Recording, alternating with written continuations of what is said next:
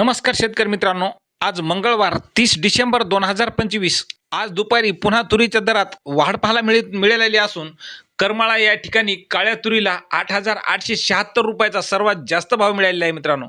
पण संपूर्ण महाराष्ट्रात तुरीला काय मिळत आहे दर पहा चॅनलच्या माध्यमातून. तर मित्रांनो, पहिली बाजार समिती आहे करमाळा. तुरीला आवक आलेली आहे 3 क्विंटलची. कमीत कमी दर मिळाला 8,876 रुपये.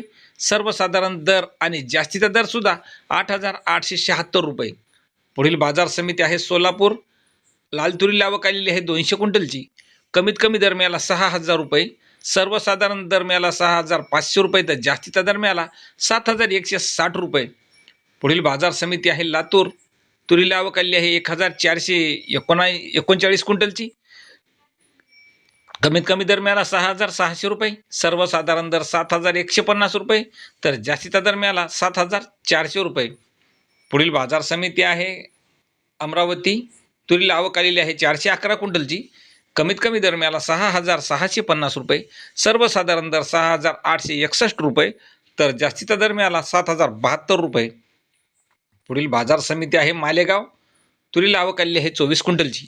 कमीत कमी दर मिळाला 4,812. सर्वसाधारण दर 5,900 रुपये तर जास्तीचा दर मिळाला 6,450 रुपये. पुढील बाजार समिती आहे चिखली. तुरीला आवक आलेली आहे 60 क्विंटलची. कमीत कमी दर मिळाला 5,150 रुपये. सर्वसाधारण दर 5,970 रुपये तर जास्तीचा दर मिळाला 6,801 रुपया. पुढील बाजार समिती आहे हिंगणघाट. तुरीला आवक आलेली आहे 104 क्विंटलची. कमीत कमी दर मिळाला 5,500 रुपये. सर्वसाधारण दर 6,000 रुपये तर जास्तीचा दर मिळाला 6,595 रुपये.